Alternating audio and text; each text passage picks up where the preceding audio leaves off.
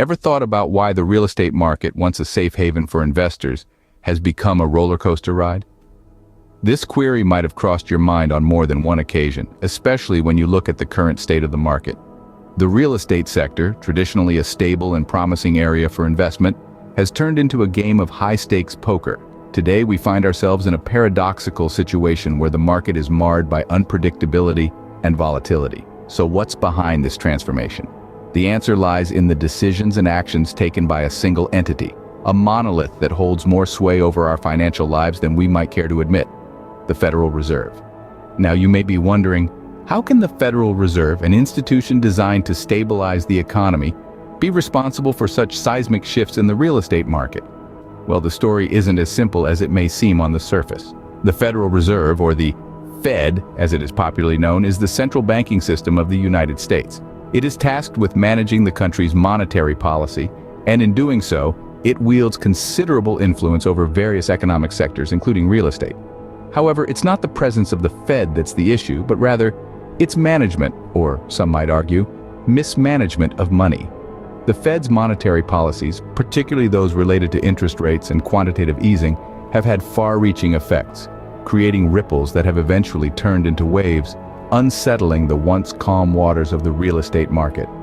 This transformation hasn't happened overnight.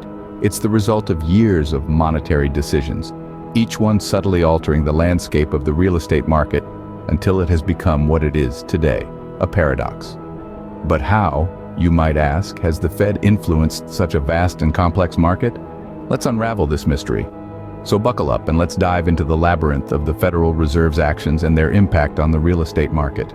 To understand the Fed's influence, we must first delve into the past and understand their key decisions. Let's begin with the early stages of the Federal Reserve, which was established in 1913.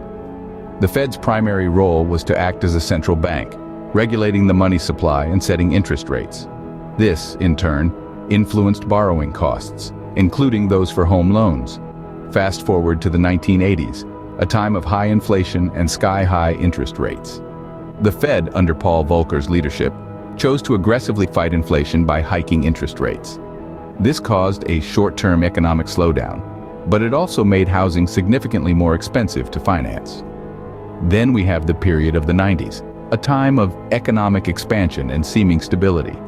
The Fed under Alan Greenspan kept interest rates relatively low, encouraging borrowing and investment. This environment led to a boom in the real estate market, with many Americans taking on significant debt to purchase homes. However, the early 2000s brought a new challenge. The dot-com bubble burst, and the Fed responded by slashing interest rates to historic lows. This made borrowing even cheaper, fueling a housing bubble. Meanwhile, the Fed seemed to ignore the warning signs, believing that the market would self-correct. The 2008 financial crisis was the tipping point. The housing bubble burst, and the economy entered a deep recession.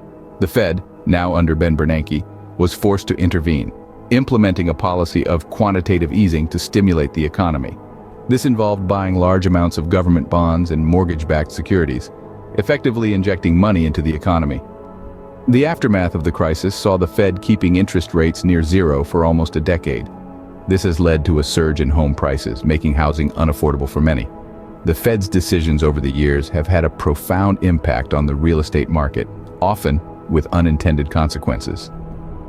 Now that we have a timeline, we can start connecting the dots between the Fed's decisions and the tumultuous state of the real estate market. Like a row of dominoes, one decision can set off a chain reaction, and the real estate market felt the tremors. The Federal Reserve, with its monetary policy decisions, has been a key player in the fluctuating game of real estate. The Fed's influence is like a puppeteer's strings, pulling and tugging at the economy's heartstrings, with the real estate market often bearing the brunt of these decisions. Let's delve into the specifics. In the early 2000s, interest rates were slashed dramatically to combat the dot-com bubble burst. This led to a surge in mortgage lending as home loans became more affordable. Consequently, the real estate market saw an unprecedented boom. But, as we know, what goes up must come down. When the Fed started to hike up interest rates in the mid-2000s, the cost of borrowing increased, and the housing bubble burst. The Great Recession followed, and the real estate market, once a beacon of prosperity, turned into a harbinger of financial distress. Fast forward to the mid-20s, the Fed's decision to maintain historically low interest rates in an attempt to stimulate an economy battered by a global pandemic led to a housing market frenzy. Demand outstripped supply and house prices skyrocketed, creating an affordability crisis for many potential homebuyers. In essence, the Fed's monetary policies have often resulted in a roller coaster ride for the real estate market, a ride that is exhilarating for some, but nauseating for others. Moreover, these policies have also inadvertently encouraged risky lending practices, such as subprime mortgages, which have further destabilized the market. The impact is far-reaching.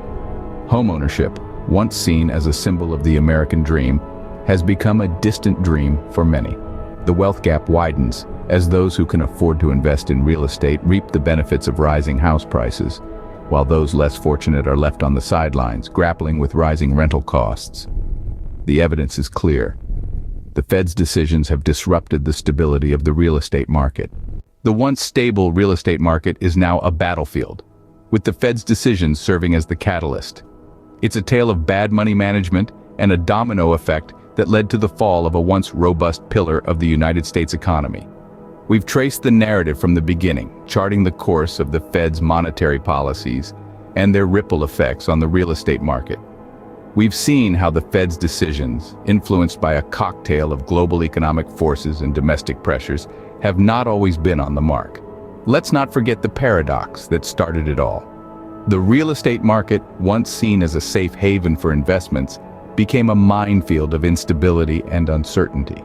The Fed's role in this transformation was pivotal. Through a series of monetary decisions and strategies, they inadvertently triggered a series of events that led to the market's downfall. The chronological overview of these decisions painted a stark picture. The Fed's attempts to stimulate the economy often resulted in inflated real estate prices, creating a bubble that eventually burst, leaving countless families in financial distress. The impact on single-family homes is particularly tragic. Many families, having invested their life savings in what they believed to be a secure asset, found themselves on shaky ground. The dream of owning a home turned into a nightmare of financial instability and uncertainty. The need for better monetary management is more critical than ever.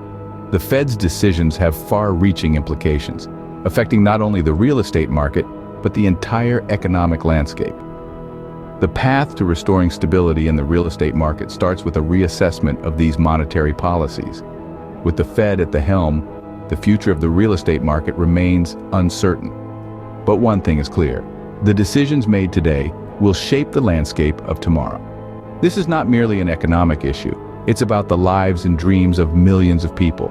It's about the very fabric of American society. And it's a story that we need to keep telling for the sake of those who are still in the battlefield.